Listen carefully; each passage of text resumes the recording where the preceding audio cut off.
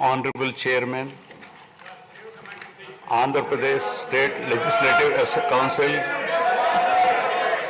Honorable Speaker, Andhra Pradesh State Legislative Assembly, Honorable Members of the State Legislature,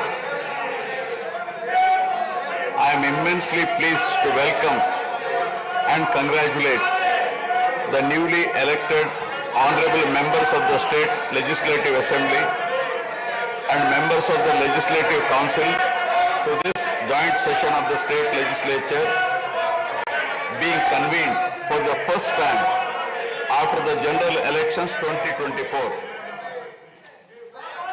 I would like to take this opportunity to commend the Andhra people's active participation in the electoral process. Their inspiration for change has been unambiguous. Now the responsibility of fulfilling their aspirations lies with all of you. Honorable members, you are aware that due to the supreme sacrifice of Amarajeevi Potti Sriramulu, Andhra Pradesh was formed as the first linguistic state on 1st October 1953 with Kurnool as capital. Thereafter, the state was recognized on 1st November 1956 and Telugu-speaking parts of Hyderabad state were made into the combined Andhra Pradesh with Hyderabad as capital. Accordingly, a lot of Telugu people moved to Hyderabad. Again, in June 2014, the people of Andhra Pradesh were forced to undergo another reorganization of their state, the most damaging experience of all. The united Andhra Pradesh was bifurcated unscientifically, undemocratically, and without adequate consultation with the stakeholders. This has left an indelible mark on the minds of the people of the residual state of Andhra Pradesh. The turbulence caused due to multiple state reorganizations and the resultant disruptions have deprived Andhra people of a sustained long-period development and progress.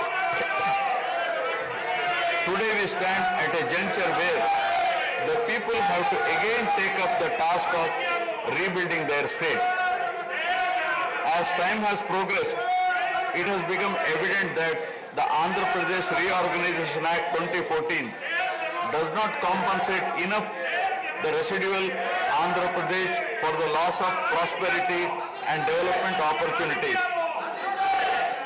The state bifurcation has imposed an unprecedented strain on the economy of the state. There are patent inconsistencies in distribution of assets and liabilities, with 58.32% of combined state population. The unscientific bifurcation caused the state to inherit only 46% of the resources, financial loss on account of loss of Hyderabad city, disproportionate debt burden, loss of access to public institutions, loss of national institutions, Government of India PSUs and institutions of higher learning, etc.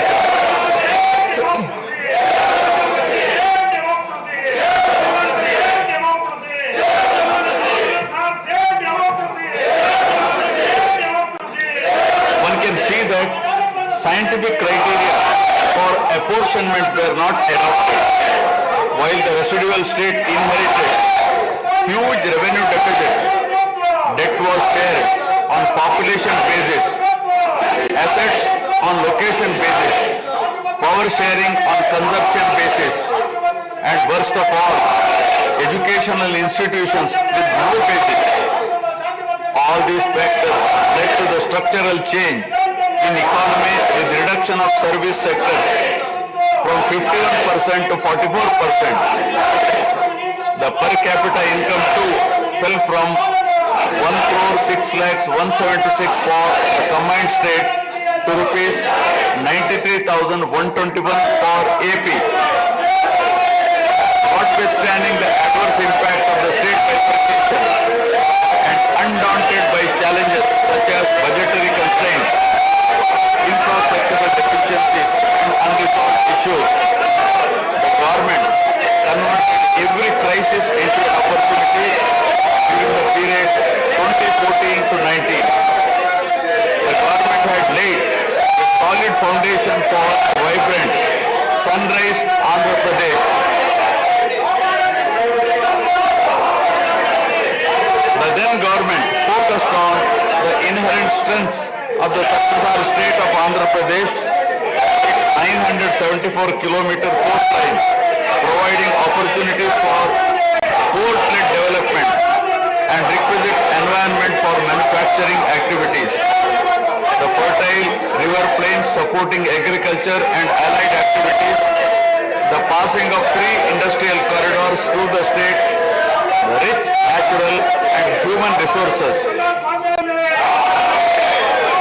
A reflection on the state's performance during the 5-year period of 2014 to 19 gives a clear picture of the balancing act between development and welfare. Completion of prestigious Pattasima project by linking of rivers Godavari and Krishna in a short time of 1 year. Completion of 72% of Polavaram project so that it could be made fully operational by 2021. Prioritization of other irrigation projects, drought-proofing measures, real-time governance, development of Amaravati region through land pooling, construction of new secretariat and legislature building are a few examples worthy of mention. All the milestones achieved during 2014 to 19 were possible because of the visionary leadership of Sri Nara Chandrababu Naidu, the Honorable Chief Minister of Andhra Pradesh. In this regime, the state attracted marquee FDIs like Kia Motors, emerging as #1 state continuously in ease of doing business rankings. Under his able leadership, the state attracted several investments in various sectors. The government initiated development of Kakinada SEZ Port, Bhavanapadu and Ramayapatnam ports, expanded airports and increased the state road network. The development of infrastructure was balanced with welfare measures such as increase in old age pension, farm loan waiver, scholarships to students, construction of houses, etc. These development and welfare measures led to compound annual growth of 13.5% between 2014 to 19. While the state was set to take off on the path of high growth, the change of regime in 2019 again brought back the disturbing time for the nascent Andhra Pradesh. The state that already bore front of bifurcation in 2014 was rather unfortunate to have witnessed yet another bigger debacle in the form of inept governance, where the people were threatened and officers demoralized. In fact, the damage and losses during the period 2019 to 24 have been more severe compared to the state reorganization in June 2014. The government that assumed charge in 2019 started a destructive note with demolition of Praja Vedike that continued unabated till the end of the regime 2024. During this regime, democracy was at peril. People were in a state of fear and hardly enjoyed any freedom of living.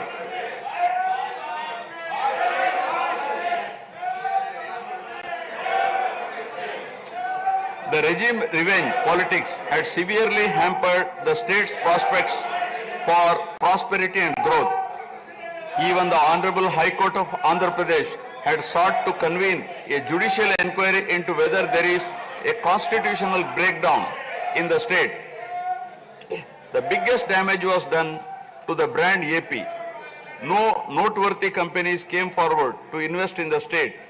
The corrupt practices at all levels, coupled with weaponization of instruments of governance across revenue earning departments for personal gains, sabotaging of checks and balances, made several state institutions and private companies defunct and forced the existing enthusiastic investors and entrepreneurs to move out of Andhra Pradesh to other states. The uncertain environment which rocked the confidence of the people in general and investors in particular started showing impact on the state finances, leaving them in a mess. Fiscal prudence was abandoned. Expenditure was beyond means in spite of limited revenue growth, and debt and liabilities rose sharply. Financial management is manifested by diversion of funds, higher taxation despite high inflation, increase in power sector liabilities, neglect of capital expenditure, which eventually resulted in slowing down of the economy. The enormous gap in resources was sought to be met repeatedly by borrowings through corporations and forcing them to spend on government expenditure, and in the process weakening the corporations.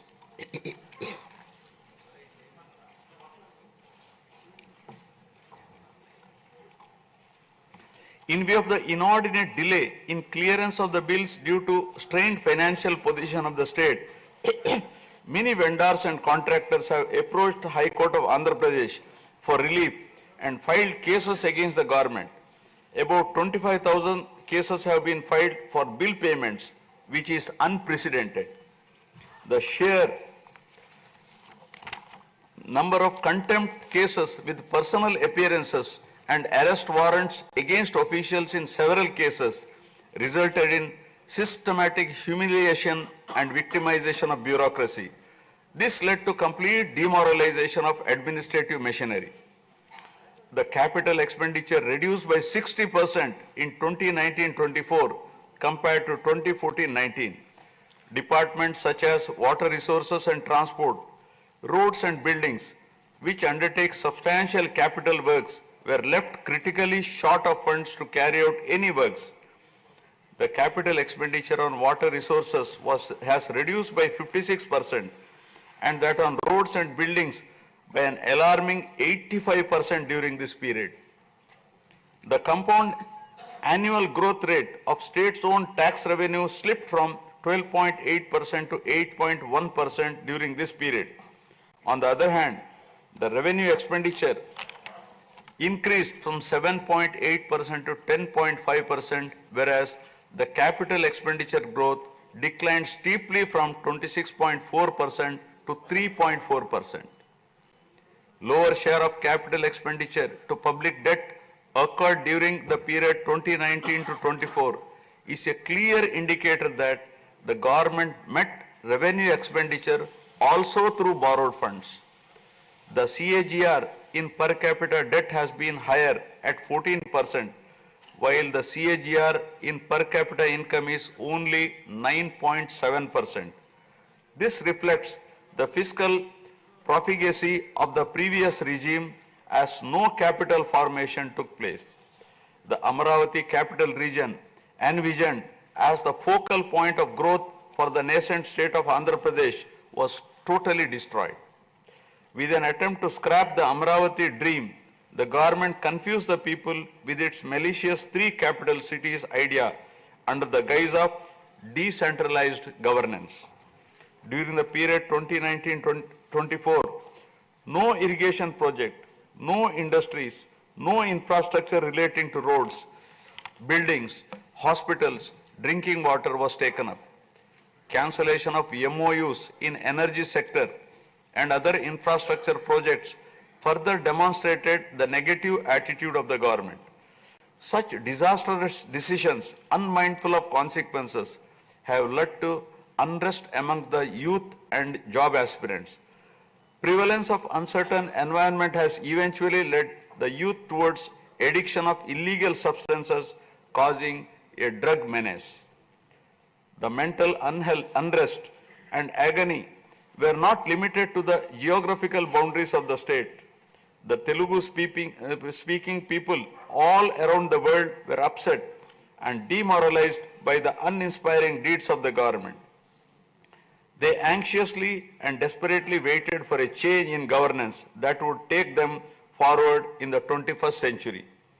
The progressive public policies of the AP government during 1996 to 2004 have today led to empowerment of Telugu people globally, enabling them to be amongst the highest earning Indian diaspora. The condemnation of demolition approach of the previous government by the people of the state, NRIs and other supporters, culminated in a change in government.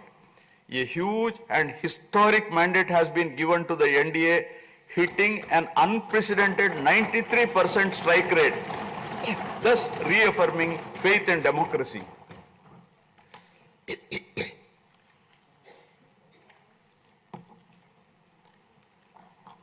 I sincerely congratulate the people of Andhra Pradesh for their wisdom in electing a government that discharges its duties with a futuristic view. Hordes of Andhra people had come from various regions to be part of this historic mandate in favor of future of Andhra Pradesh. The new government has a perfect blend of fresh and experienced honorable members in the assembly. I once again welcome all the members who will be instrumental in making right policies in the interest of good governance and in the spirit of cooperative federalism. Honorable members, at this juncture, I feel it is also important to recall the glorious past of Andhra Pradesh, renowned as Annapurna, rice bowl of India. The state used to support other states in ensuring food security. As a leader of self-help group concept, Andhra Pradesh stood out as an example in developing entrepreneurship, knowledge economy, and cultivating thrift amongst poor women. Use of IT in all areas of welfare and development was the cornerstone of state's vision. The misrule of the previous government, which lacked transparency, have compelled this government to put the facts before the people about the disruption of systems and rampant corruption prevailing during the last 5-year term. Accordingly, my government has released a series of white papers highlighting numerous discrepancies in fund utilization, misappropriation, resulting in huge loss to the state exchequer and the natural resources base of the state. I would present some of the key takeaways of the white papers. Completion of Polavaram, the lifeline of Andhra Pradesh, is of the highest priority. The Polavaram project has been completely derailed. Introduction of reverse tendering and cancelling the agreed contracts have caused an irreparable damage not only to the project, but also to the concept of interlinking of rivers and irrigating every acre of land. Unilateral announcement of 3 capitals for the state resulting in 1,631 days of farmers' protest. Modification of jurisdiction of the Capital Region Development Authority to 6,993 square kilometers. Shelving preparation of regional master plans. Completing the land acquisition in only 191 acres are some of the events that halted the progress of CRDA. This led to a potential loss of about 7 lakh jobs and estimated loss of wealth of about rupees 2 lakh crore along with loss of investment and growth opportunities. Andhra Pradesh, which enjoyed the distinction of being the first state in the country to have introduced reforms in the power sector in 1990s, had achieved energy sufficiency from 1996 to 2004.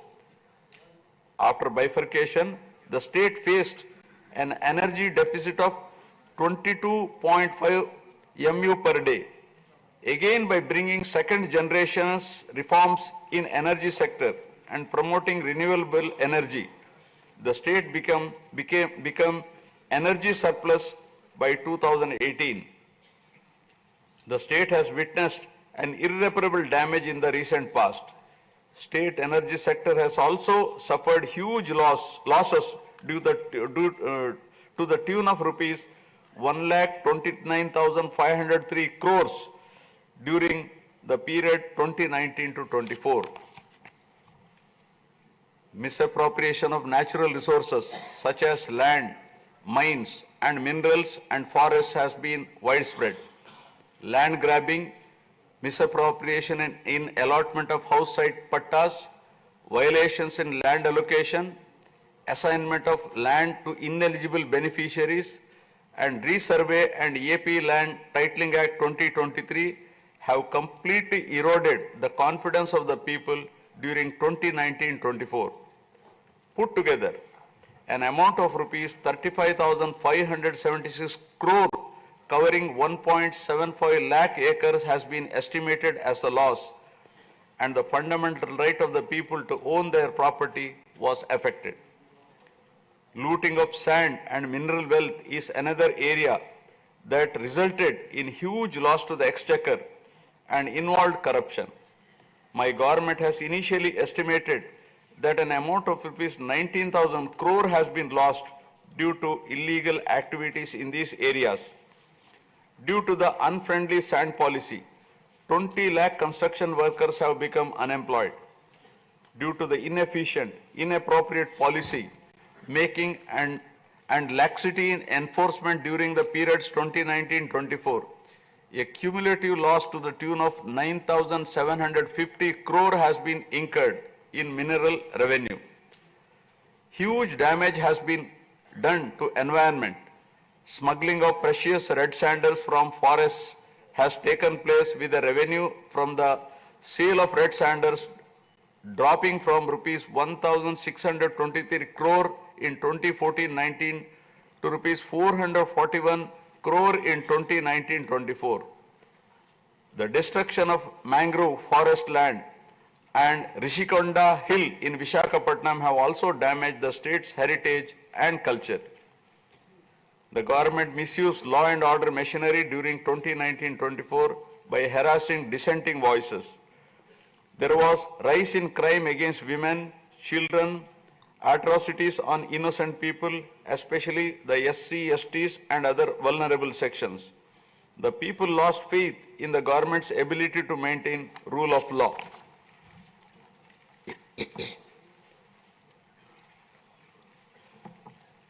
The previous government also made a mockery of the excise revenue streams of the state. The VAT on excise was reduced and diverted to AP State Beverages Corporation as a special margin, which otherwise would have come to the government as revenue. The government levied the additional retail excise tax on the issue price of liquor sold by APSBCL and escrowed the same for repayment of loans taken by APSDC.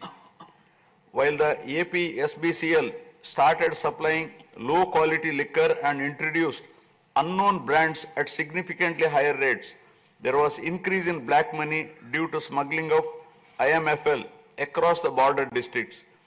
These policy practices have caused irreparable damage to the excise revenue streams of the state. As a result, it has become difficult for the new government to meet even the essential committed expenditure with the reduced revenue of the state. The overall debt has more than doubled in last 5 years, with huge outstanding payments of salaries and pensions, debt repayment for the debt burden of about 10 lakh crore, payments for the power sector dues, civil supplies and other liabilities has become challenging. Putting the governance back on track is truly a Herculean task. My government has already started fulfilling the pre-poll promises and announced that steadfast commitment to Super 6 promises.